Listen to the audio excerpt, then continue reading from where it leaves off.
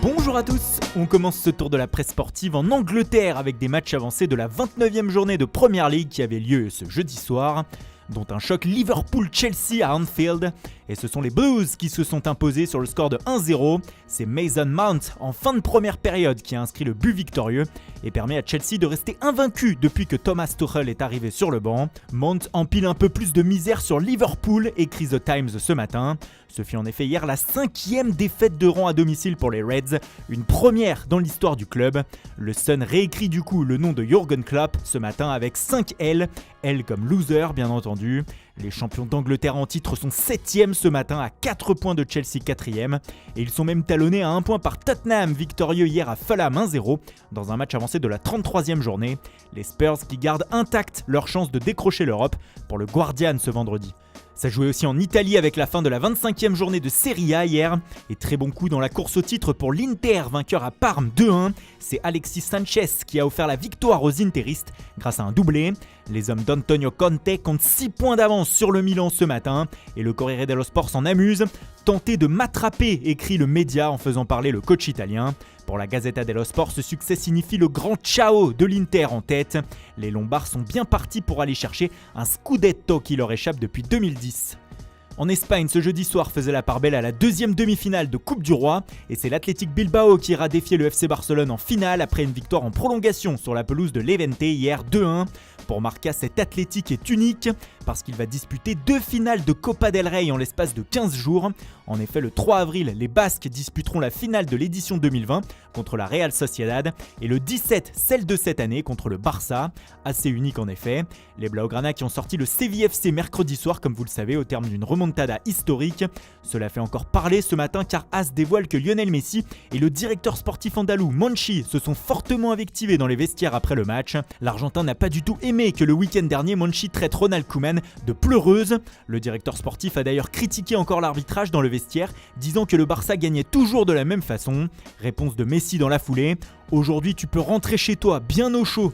Les effets de ce match sont nombreux. Outre ce clash, Gérard Piqué s'est blessé, sera absent 3 semaines comme l'indique AS. Touché au ligament du genou, l'Espagnol manquera le match retour de Ligue des Champions contre le PSG mercredi prochain. Enfin, Sport revient sur le héros de cette soirée historique, Ronald Koeman. Grâce à cette remontada, le Néerlandais a fédéré tout un vestiaire autour de lui selon le quotidien. Et que ce soit les cadres ou même ceux qui jouent moins, son changement de système en passant à une défense à 3 fait l'unanimité et désormais c'est tout le Barça qui se met à rêver d'aller chercher la Liga en fin de saison. On revient en Angleterre avec un coach qui fait la une aussi ce matin outre-Manche pour une décision, un choix qu'il a fait. Selon le Daily Mail, Ole Gunnar Solskjaer aurait choisi de snober son gardien titulaire David De Gea lors des prochaines semaines. Le portier espagnol est en effet rentré en Espagne cette semaine afin d'être auprès de sa femme qui attend un enfant. Mais le problème c'est que le coach norvégien lui aurait indiqué de rester en Espagne pendant 1 mois et de ne pas revenir de suite à Manchester. Cela pour lui permettre de donner la place de titulaire durant les prochains matchs à Dean Anderson et ainsi le tester. Le début de la fin pour De Gea, s'amuse The Sun qui explique que le gardien anglais était titulaire mercredi à Crystal Palace et qu'il le sera pour les 6 prochains matchs. Un tournant pour ce poste à MU puisque si Anderson fait l'affaire, on ne voit pas pourquoi De Gea retrouverait son poste ensuite. Il pourrait alors être placé sur la liste des transferts l'été prochain. Ça va mal donc pour De Gea, ça ne va pas bien fort non plus pour Franck Ribéry selon l'édition de Florence du Corriere dello Sport.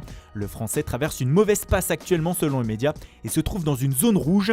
Il serait en colère comme il l'a montré sur Instagram après la défaite contre la Roma mercredi soir. En colère après le nouveau revers des siens désormais 14e de Serie A, mais aussi en colère d'avoir été remplacé au cours de la rencontre contre les Romains. Il a aussi reçu un carton jaune lors de ce match qui le suspend pour le prochain, donc une nouvelle semaine sans jouer pour Ribéry.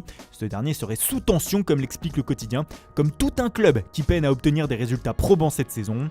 Du côté de la Juve, inquiétude concernant l'effectif, Bentancur a été testé positif hier au Covid-19 et ne jouera donc pas ce week-end contre la Lazio, au contraire de Cuadrado et de De Ligt qui eux sont sur le chemin du retour, comme Arthur Melo qui pourrait jouer face à Porto en Ligue des Champions, selon Tuttosport. Et on termine par un mot de mercato. Pour cela, direction Milan où l'AC Milan prépare déjà la saison prochaine selon la Gazzetta dello Sport. Les Lombards évoquent déjà en interne la campagne de Ligue des Champions de la saison 2021-2022 et auraient ciblé 4 priorités pour le mercato d'été. Déjà prolonger Zlatan Ibrahimovic et Gianluigi Donnarumma au plus vite afin de les sécuriser et s'éviter 2 feuilletons.